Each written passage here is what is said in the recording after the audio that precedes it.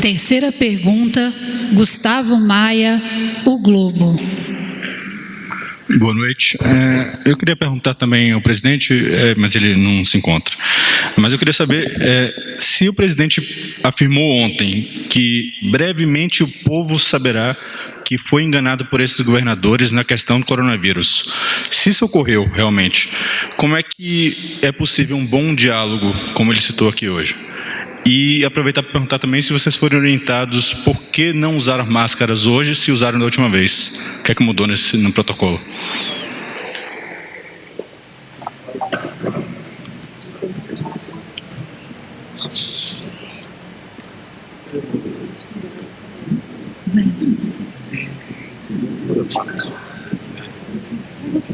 Bom, vamos para a próxima pergunta. Desculpa. Então, para o secretário Valderi, a sua fala, o senhor falou que os governadores precisam ajudar também e que o governo tem que ter uma boa cooperação. Sobre isso que eu citei da fala do presidente, como é que o senhor acha que essa cooperação é possível se há esse atrito entre as duas partes? A solução trazida hoje pelo presidente, a coordenação, na realidade, pelo governo Bolsonaro, o próprio presidente, foi de um momento de um altíssimo simbolismo. O presidente conversando, dialogando, buscando soluções com os 9 governadores do Nordeste, em seguida com os 7 governadores da região Norte. As outras regiões também terão reuniões similares, a partir de pleitos dos próprios governadores, bem como de prefeitos, e as soluções apresentadas, elas são não somente de larga monta, nós estamos falando de 88,2 bilhões de reais, como também são de alta eficácia e efetividade. Elas se direcionam exatamente à parte da população mais vulnerável, mais carente e que será atendida. Então é um fortalecimento da federação, tanto estrutural, porque estamos tratando das finanças dos estados e municípios, mas em particular são respostas, são 6 medidas que fortalecem nessa conjuntura, nessa emergência, aquilo que mais interessa no momento, que é o atendimento e provisão de serviços básicos.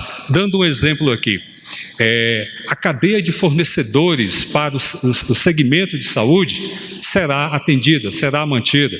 O governo federal traz, mesmo com o zelo fiscal que possui, nós temos nesse momento, a partir do reconhecimento do Congresso Nacional de um estado de calamidade pública, uma dispensa do atendimento de meta de primário que nos permite desenhar e implementar programas que trarão, nesse momento, as respostas que o país precisa.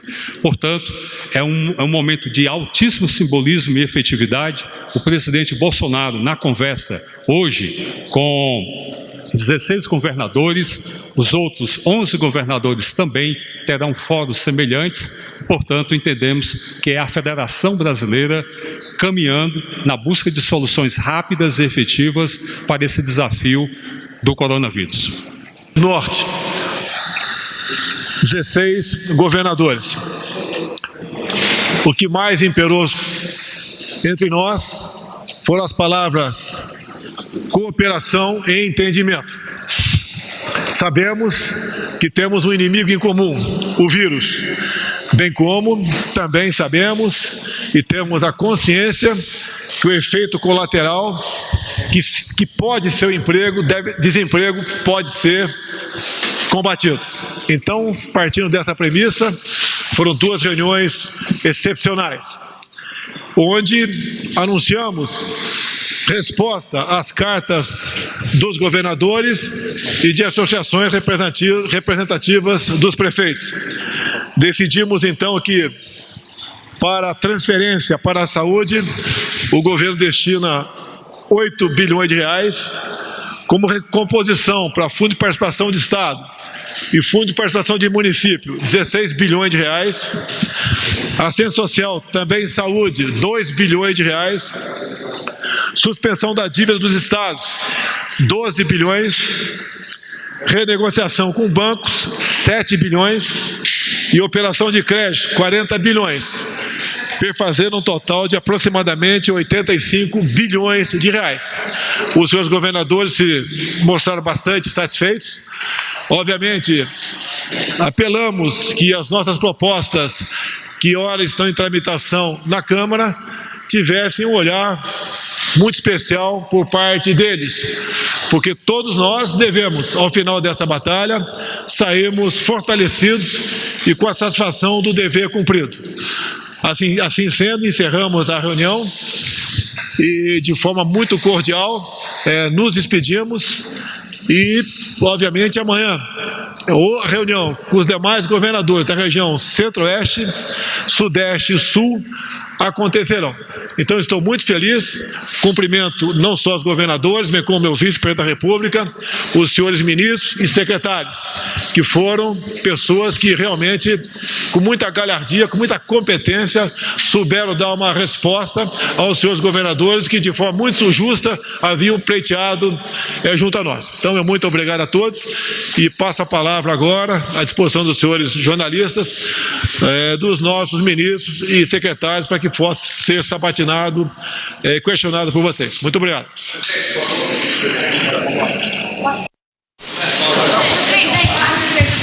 O ministro não respondeu.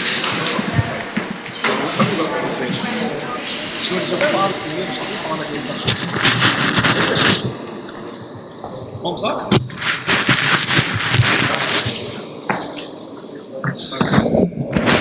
Senhores, uma boa tarde. Os senhores já sabem que semana passada foi instalado aqui o Comitê de Crise. Eu queria deixar isso aí bem claro. Esse Comitê de Monitoramento da Crise, ele coordena os ministérios e os órgãos federais envolvidos. Hoje, por determinação do presidente, na Sala Suprema e no Salão Leste, nós instalamos o Comitê de Operações, que vai operacionalizar todas as ações e agilizar as ações adotadas pelo governo federal. Esse comitê terá também um contato direto com os governos de estado e com os municípios, com as doações, tudo isso será operacionado lá embaixo, focando basicamente isso que eu já abordei, a logística, a agilidade dos processos e demais ações que forem necessárias. Então o comitê trabalhará 24/7 e deverá estar operacional, amanhã, né? Amanhã ele deverá estar operacional. E a imprensa depois será convidada a visitar a este comitê, coordenado pelo pessoal da comunicação da Presidência da República. Muito obrigado.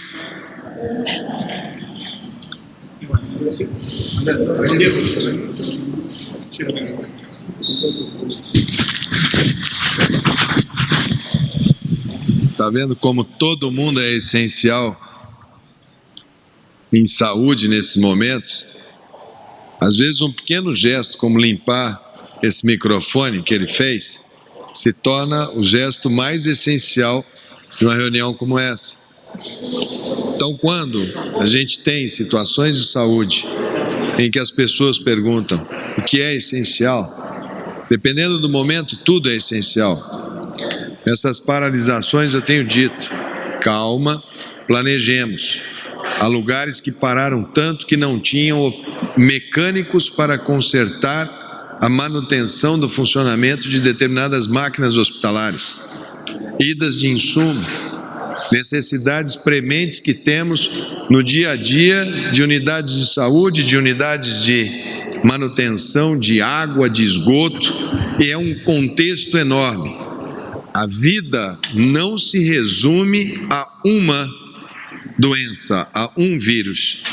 O sistema de saúde continua funcionando, as pessoas continuam tendo apendicite, continuam tendo problemas cardíacos, continuam precisando dar acesso a essas doenças crônicas para poderem manter os seus equilíbrios dos seus organismos. Nós temos conversado com os secretários, temos conversado com todos, é importante essa conscientização nacional e nós vamos gradativamente medindo o impacto dessas ações. Nós precisamos ter muita inteligência, muito equilíbrio, muito bom senso para que possamos atravessar isso com menos estresse, com menos capacidade de intervir no dia a dia das pessoas. Nós estamos estudando, estamos vendo, a cada hora a gente tem mais informação sobre o comportamento do vírus no mundo ocidental, no mundo de hemisfério sul. Nós estamos monitorando muito de perto São Paulo, que é a nossa maior cidade, que tem o maior número de casos, que está agora testando qual é o tempo de permanência, qual é o efeito do medicamento, que é incipiente. O Ministério da Saúde hoje já começa a padronizar, porque enquanto pesquisa é uma coisa, mas o uso começa a ser mais comum, então se é mais comum a gente tem que ter, é uma perspectiva sim. Começam a surgir trabalhos de outras visões, começam a surgir agora as visões dos legistas, alguma coisa sobre outras abordagens. A ciência vai seguindo o seu passo, vai seguindo o seu ritmo. O SUS já começa a alargar o seu sistema de saúde. O nosso esforço de produção de equipamentos de proteção individual e de ventiladores vai crescendo. A gente já consegue hoje falar em 300, 400 respiradores por semana, só na produção nossa interna para o SUS. Então já estamos aumentando isso para 3.000, 4.000 por mês, o que dá fôlego para a gente acompanhar com autossuficiência. Já surgem outras alternativas de soluções que foram testadas na Itália, de um respirador você fazer a duplagem da saída e um respirador atender 2, que é possível com filtros, tem o pessoal cuidando disso. Enfim, as soluções vão aparecendo, nós vamos medindo, vamos sabendo melhor o comportamento, respeitamos as medidas que foram tomadas, mas vamos interpretando junto com todos, porque em saúde a primeira qualidade de um cirurgião é ser calmo, frio, gelado, olhar, analisar para tomar as melhores medidas. Não adianta ser mais agressivo do que a condição que trouxe o paciente até nós. Isso foi dito por Hipócrates, que era o pai da medicina. Nós vamos seguindo, vamos vendo. Eu não tenho os números hoje, daqui a pouco vou lá no Ministério da Saúde para saber o boletim epidemiológico. Aqui foi um diálogo com governadores de estado, da região Nordeste, da região Norte, quase toda a pauta em cima de insumos, chegada de insumos, que começam agora, a gente começa a abastecer, nada fora do nosso planejado. Sabíamos que chegaríamos 30 dias após o primeiro caso, teríamos a pressão, sabíamos que o mundo estava procurando comprar os EPIs, compramos o que deu, estamos fazendo o nosso estoque regulador. Devemos padronizar soluções nossas, brasileiras, para enfrentamento da crise. Temos criatividade, temos indústria, temos soluções, temos parcerias, temos iniciativa privada forte, temos universidades boas, temos cientistas bons, temos uma força de trabalho aguerrida, temos uma força de trabalho muito jovem, diferente de outros países europeus, que tem a faixa etária mais idosa do mundo de trabalhador de saúde. Então nós temos muitos pontos que nos são muito desafiadores, mas temos também muitas qualidades. Acho que o diálogo hoje com os governadores foi muito bom. Eu, na sequência, vou ter reunião com os secretários estaduais de saúde. Eles já vão conseguindo agora me informar melhor. A campanha de vacinação da influenza do Brasil pode ser um grande diferencial, porque nós vamos conseguir reduzir mais esse ano os casos de internação por H1N1, por influenza A, por influenza B. A adesão, segundo informações, está muito boa. Estamos conseguindo vacinar com ordem os nossos idosos, depois vamos para a segunda categoria, terceira, quarta, até concluirmos, e vamos lutar uma boa luta. Acho que o presidente hoje, Bolsonaro, literalmente acalmou toda aquela região, alinhou todos nós, colocamos uma visão muito clara dos próximos acontecimentos, lidera a condução desse processo. Todos nós, ministros, estamos muito à vontade de trocarmos as nossas impressões e termos um olhar não só de saúde, um olhar um caleidoscópio de olhares, porque todos precisamos estar envolvidos. Hoje estava conversando sobre kits, o ministro Tarcísio já vai pegar uma parte da logística, da infraestrutura, como trazer, como aterrissar, como chegar rápido nos estados. O ministro Onyx, que vai, na sequência, colocar lá no Ministério da Cidadania, organizando toda uma parte de reforço proteico, o ministro Fernando ajudando extremamente na questão das fronteiras, diálogo constante com o pessoal da economia.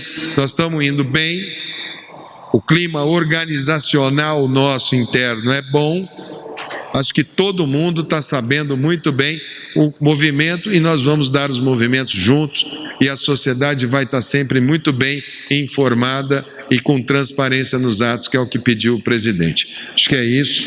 Deixo aí ao ministro Onyx a sequência das colocações. Bom, boa tarde a todos. É importante que a gente possa trazer pelo Ministério da Cidadania a nossa contribuição no que diz respeito principalmente àquela fase etária que tem maior risco, que são os idosos. Então nós estamos trabalhando hoje com o anúncio desses 2 bilhões que virão para o Ministério da Cidadania para o atendimento da assistência social. Nós já pagamos no dia de hoje 100 milhões de reais, que é o que está pactuado pelo Consuas, que é o Sistema Único de Assistência Social, de tal forma que até o final da semana a economia deve transferir mais recursos, nós devemos pagar uma segunda parcela de mais 100 milhões, perfazendo em torno de 195 milhões por mês, que é o que está pactuado com o sistema no Brasil todo. É muito importante que os CRAS, que são os Centros de Atendimento da Assistência Social, não fechem. É importante dizer isso. Os homens e mulheres que trabalham na assistência social, eles são os soldados importantíssimos da prevenção nessa guerra contra o Covid-19. É fundamental que a gente possa levar orientação. Como disse o ministro Mandetta, nós estamos trabalhando num reforço nutricional e proteico para os idosos, que nós vamos anunciar brevemente. Nós estamos concluindo esse planejamento. Da mesma maneira, os municípios devem manter o sistema de assistência social em alerta permanente, visitando e orientando principalmente os asilos. É muito importante as instituições de longa permanência, onde nós temos no Brasil em torno de 1.793 dessas instituições, aonde estão lá os nossos idosos, quer eles estejam no BPC ou em outros programas de sustentação. Da mesma maneira, no Bolsa Família, nós temos a afirmação de que neste mês nós devemos inserir 1.220.000 novas famílias. Com isso, no mês de abril, nós teremos no Bolsa Família um número que nunca existiu, de 14,3 milhões de famílias no programa. O programa Bolsa Família é aquele que permite rapidamente colocar a condição de melhor enfrentamento, principalmente para os mais vulneráveis. E fica aqui uma última palavra em relação à assistência social nos municípios brasileiros e particularmente nas grandes cidades, nas cidades de mais de 500 mil habitantes no Brasil, a preocupação também com a população de rua, que precisa ser assistida. No momento em que as cidades foram travadas, aonde nós temos a questão da não atividade econômica nas cidades, o que ocorre? Essa população que é muito vulnerável precisa ter um atendimento. E uma palavra importante no sentido de que todas as famílias, o voluntariado brasileiro, nós temos que ter um olhar agora muito especial. O Brasil tem uma média etária mais baixa que os países europeus, mas isso não quer dizer que nós não tenhamos e muitos idosos no Brasil. Se nós somarmos o BPC com o Bolsa Família, nós temos nestes programas 3 milhões de idosos que precisam da nossa assistência. As famílias têm que fazer rodízio, os filhos têm que, ou netos, ou ou os afiliados devem assistir os seus idosos, das suas famílias, em sistema de rodízio, para que eles permaneçam em casa. Eles não podem se expor. É muito importante isso. Isso é também importante para os mais vulneráveis, aqueles que não têm família, aqueles que estão em asilos, que os sistemas de voluntariado se apresentem nesse momento nos municípios, em concatenação com o sistema de assistência social, para poder levar alimentos, material de higiene para essas pessoas. Nós temos que ter clareza de que nós precisamos, ao proteger os nossos idosos, ao mantê-los sem circulação, a gente possa dar a eles a condição de não se contaminar. Com isso, não sobrecarregamos o sistema de saúde e, o que é mais importante, vamos lenta e gradualmente liberando os mais jovens para que a atividade econômica possa ser retomada no Brasil, porque é importante sim combater o coronavírus e fazer com que o Brasil, talvez nesse processo de organização e liderança que o presidente Bolsonaro está fazendo para o enfrentamento do coronavírus, talvez o Brasil possa surpreender, e se Deus quiser, e Deus há de querer,